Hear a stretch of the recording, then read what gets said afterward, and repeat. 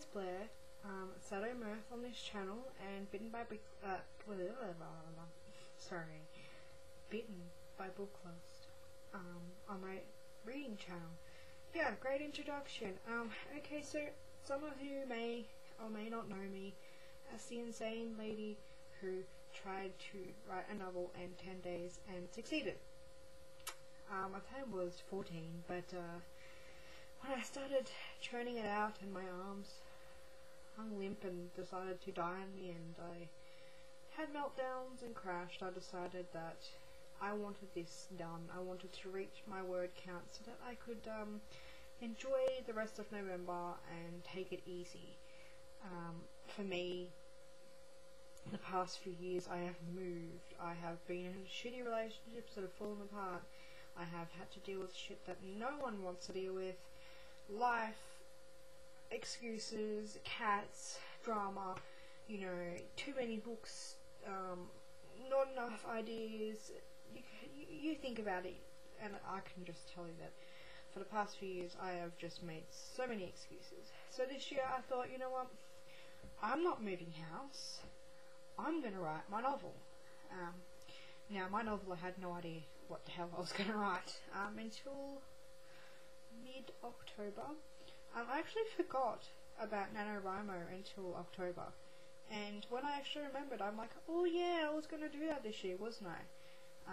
Along with the plans to edit and fix various other novels I've been working on for the past 5 years. So, my expectations weren't very high. I was going to write 10k, and if I could reach 10k by the end of the month, I would have been happy. Well, like I said, mid-October, ideas started coming to me. Shower, toilet, bus, cafe, anywhere when I could not write at home, or I didn't have a pen and paper in hand. All these ideas would come to me, and then when I actually got home, some of them were lost, and I tried to write as many as I could down. And so I thought I'd have to adopt a system, especially during November, if I was going to actually achieve this goal. So, Nano Eve, the 31st of October, I had just gotten home from my vacation, and I looked at the clock, and I looked at the time underneath it, the date underneath it, and it was the 31st, and I just about shat my pants, because I thought, hell, I haven't even had time to have a nana nap yet. How the hell am I going to bat out some words tonight? So, I got on to Yahoo, and I started talking again to one of my best friends. I think I was talking to her long before that. Queen Mab on nanowrimo.org. I am disposable there. She's the most inspiring woman when it comes to writing. We have been writing partners for a while now. I think it's about 3 years or so, maybe 2. I can't remember. But my goal, after I agreed to do Nano, was to do it. Go whole in and reach this 50k. And my friend, who has been in a had writer's block for a year, she was a bit hesitant at even starting, and she said, no, can't do it, I'm not going to do Nano this year. Come November 1, we were doing it. We were doing it. And even now, knowing that I actually have those 50k under my belt, the feeling of knowing that my friend is out of her writer's block, it brings me more happiness than knowing that I've actually reached this insane amount of word count in 50 days. 10 days. As you can tell, I'm relying on hardly any sleep. And that is one thing that I have and have not had to sacrifice, because the way I see it, no, I didn't need to sacrifice too much sleep.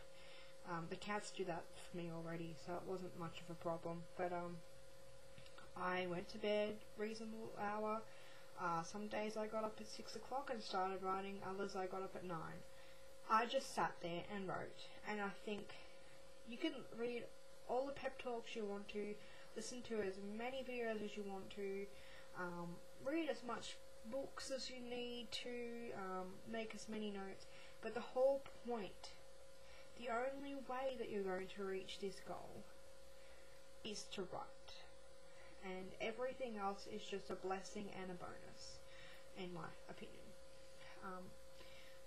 I do not feel superior at all, so if you are watching this video and think, okay, I hope I'm not coming across as feeling like some sort of almighty god because I've actually completed it. No, I feel like I just feel horrible for reaching it as well. I am tired, I am exhausted, my hands are sore, my body's sore. As soon as I hit 50k, muscles in my body started cramping, pain I didn't even know was there started igniting, and this whole journey just really hit me. And then it wasn't until this morning that I realised, hey, you know, you've done something wonderful here. It's ugly. It's gonna be ugly. It's gonna be full of shit, to be honest. But I've done it, and you guys can too. There is no such thing as can't. And that is something that I've learned, and I really think that that little tiny thing that I can has given me more confidence than I could ever imagine. So, enough rambling and introducing myself.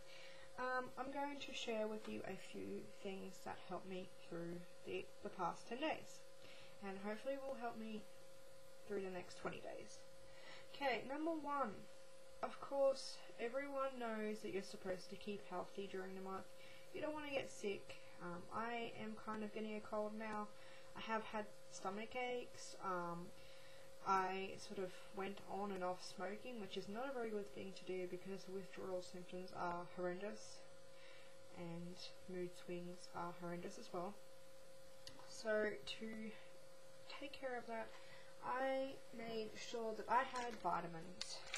The first thing that I had was one of these a day, vitamin C, and I also tried to take these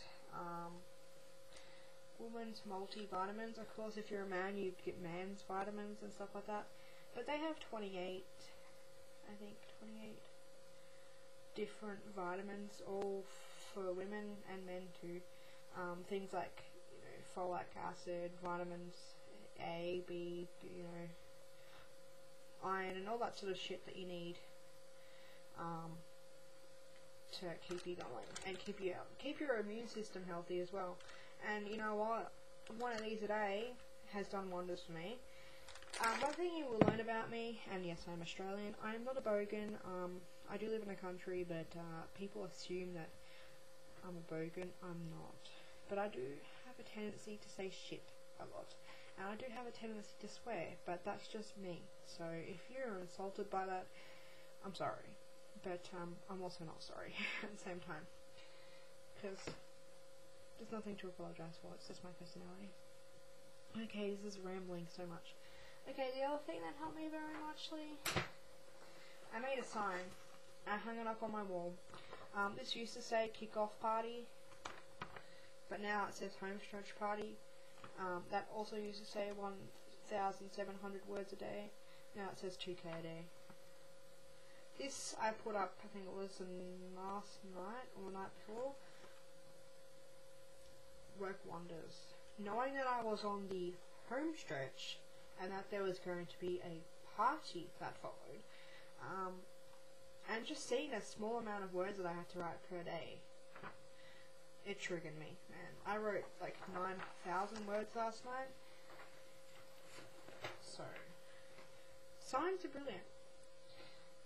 Again, along with sort of something that I can see, it's not really much effect now because I've been wiping my board off, but I had my words goal, and then I had a little goal just to me, and then I had the reaching goal I had for the day, and then I would break it down into 1k sessions or 1k blocks, and I would rub off each block once I reached that amount.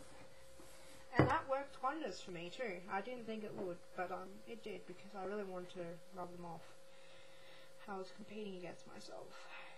Okay, another tip, I guess. For me, when it comes to outlining, notes, planning and stuff like that, if I have to use a notebook. So this is my Nano notebook. I love this notebook. It has become my pride and joy and my baby. And I'll just share some things with you guys. I may actually have to make this into 2 parts. So, part 2 coming with the notebook.